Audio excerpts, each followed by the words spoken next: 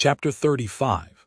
The reader may rest satisfied that Tom's and Huck's windfall made a mighty stir in the poor little village of St. Petersburg. So vast a sum, all in actual cash, seemed next to incredible. It was talked about, gloated over, glorified, until the reason of many of the citizens tottered under the strain of the unhealthy excitement. Every haunted house in St. Petersburg and the neighboring villages was dissected, plank by plank, and its foundations dug up and ransacked for hidden treasure, and not by boys but men, pretty grave, unromantic men too, some of them. Wherever Tom and Huck appeared they were courted, admired, stared at. The boys were not able to remember that their remarks had possessed weight before, but now their sayings were treasured and repeated. Everything they did seemed somehow to be regarded as remarkable. They had evidently lost the power of doing and saying commonplace things. Moreover, their past history was raked up and discovered to bear marks of conspicuous originality. The village paper published biographical sketches of the boys. The widow Douglas put Huck's money out at 6%, and Judge Thatcher did the same with Tom's at Aunt Polly's request. Each lad had an income now that was simply prodigious. $1 for every weekday in the year and half of the Sundays. It was just what the minister got. No, it was what he was promised. He generally couldn't collect it. $1.25 a week would board, lodge, and school a boy in those old simple days, and clothe him and wash him too, for that matter. Judge Thatcher had conceived a great opinion of Tom. He said that no commonplace boy would ever have got his daughter out of the cave. When Becky told her father, in strict confidence, how Tom had taken her whipping at school, the judge was visibly moved.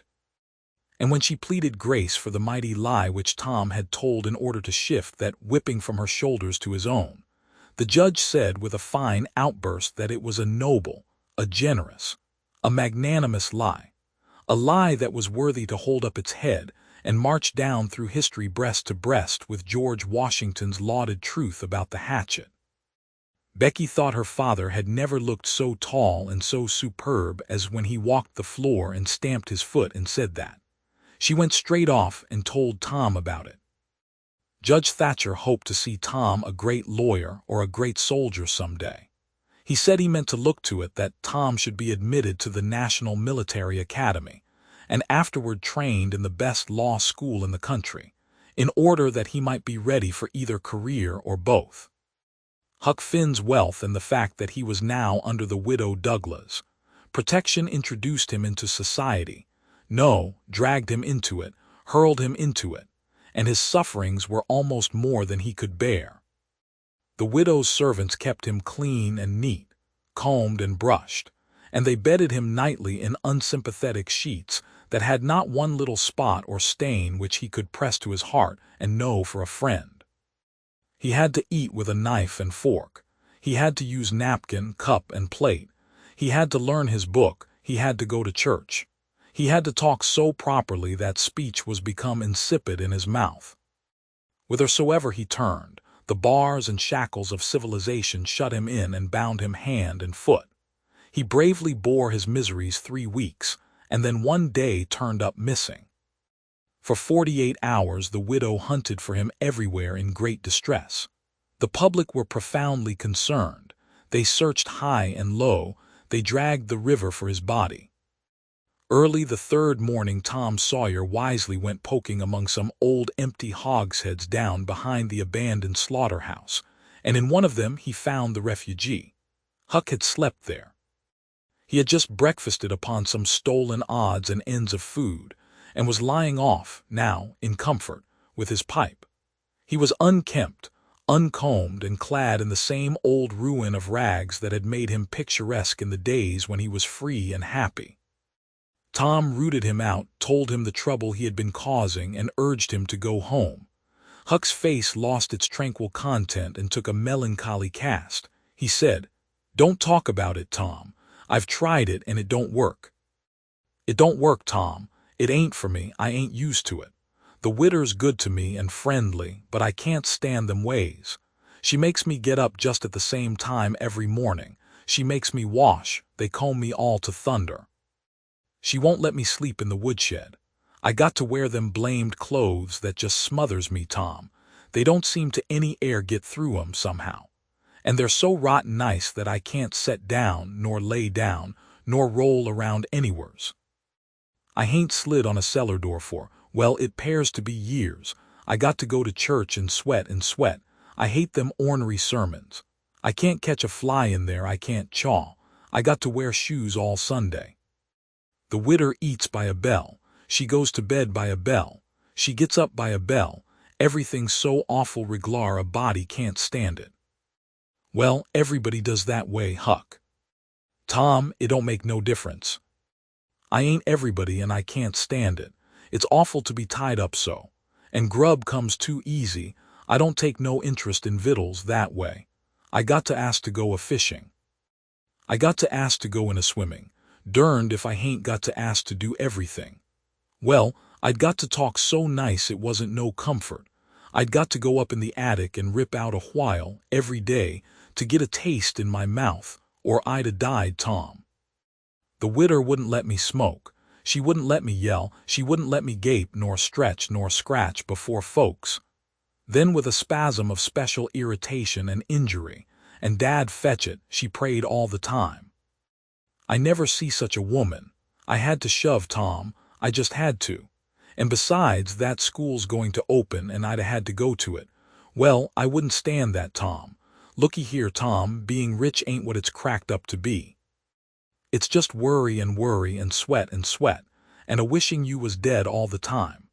Now these clothes suits me, and this bar'l suits me, and I ain't ever going to shake 'em any more. Tom, I wouldn't ever got into all this trouble if it had been for that money. Now you just take my shear of it along with yourn and gimme a 10-center sometimes. Not many times, because I don't give a dern for a thing thout it's tollable hard to get, and you go and beg off for me with the widder. Oh, Huck, you know I can't do that. 'Tain't fair, and besides, if you'll try this thing just a while longer you'll come to like it.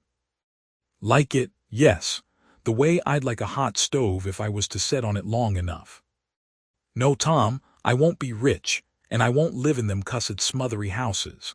I like the woods and the river and hogsheads, and I'll stick to 'em too. Blame it all. Just as we'd got guns and a cave and all just fixed to rob, here this dern foolishness has got to come up and spile it all. Tom saw his opportunity. Looky her, Huck, being rich ain't going to keep me back from turning robber. No. Oh, good licks, are you in real deadwood earnest, Tom? Just as dead earnest as I'm sitting here.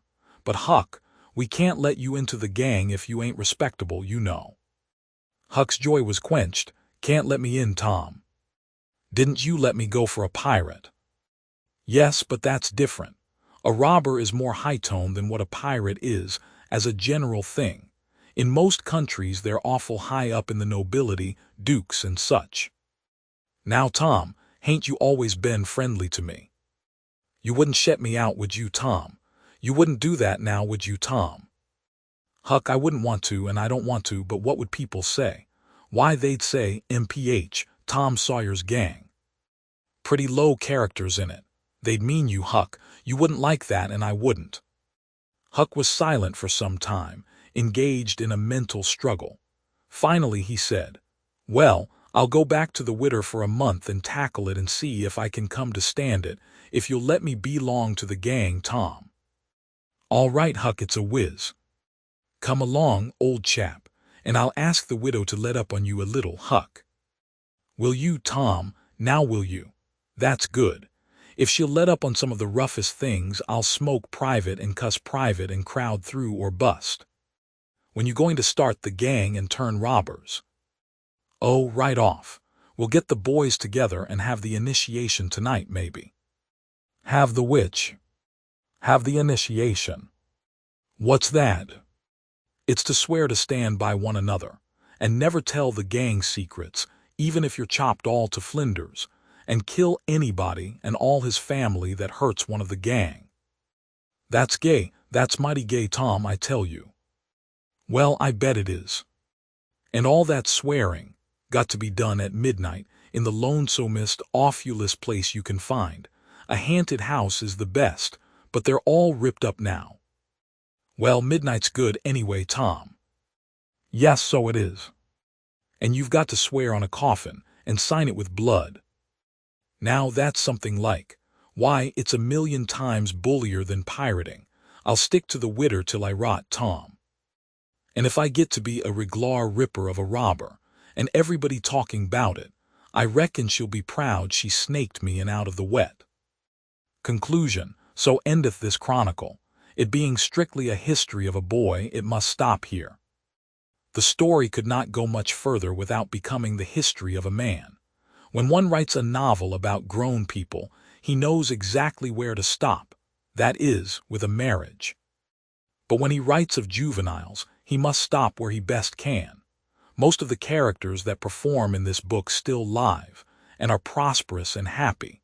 Someday it may seem worthwhile to take up the story of the younger ones again, and see what sort of men and women they turned out to be. Therefore it will be wisest not to reveal any of that part of their lives at present.